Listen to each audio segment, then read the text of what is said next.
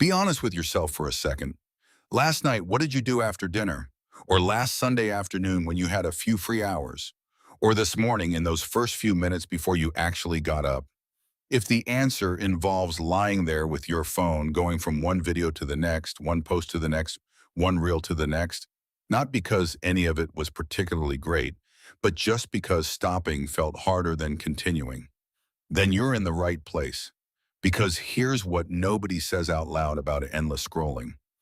It isn't really enjoyable. You know that. You've felt it. You put the phone down after 45 minutes and feel a little worse than when you picked it up.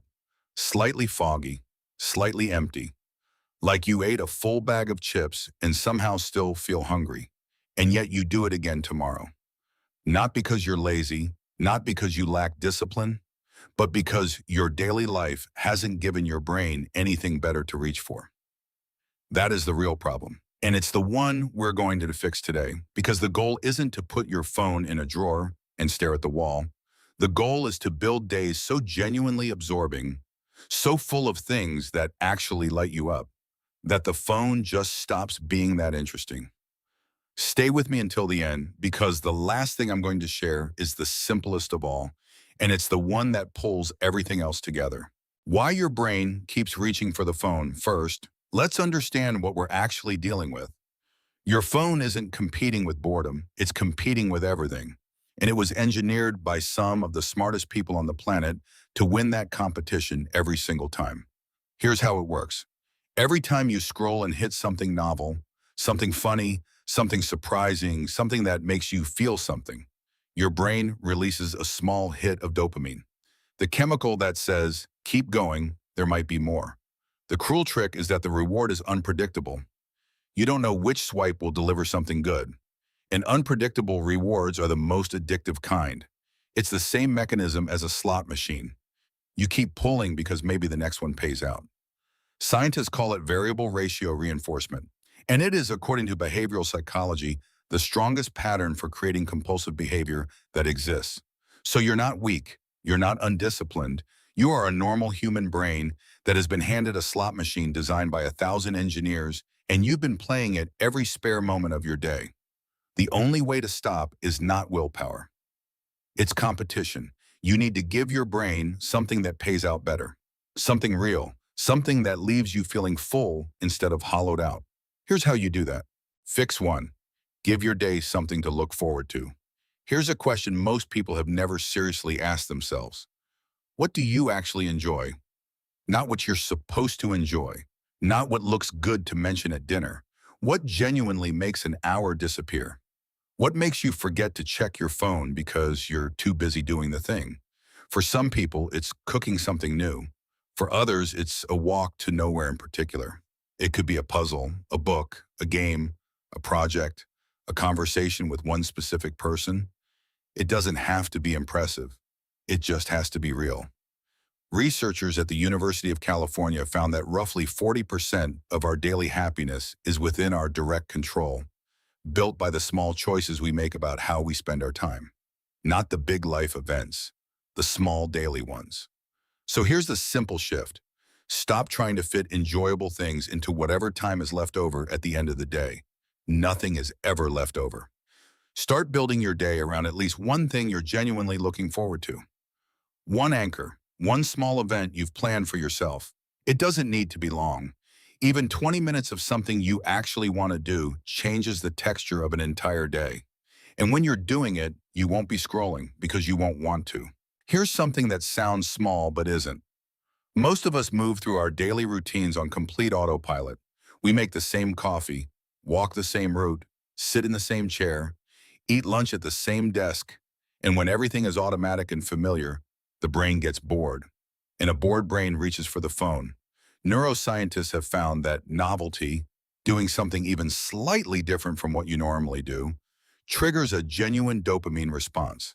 Not the hollow borrowed dopamine of a scroll, real dopamine, the kind tied to actual experience. You don't need to book a flight to feel it. You just need to change something small.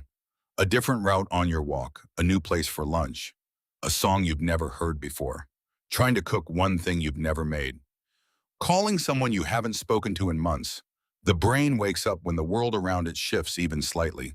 And a brain that's awake and curious doesn't need to scroll to feel alive.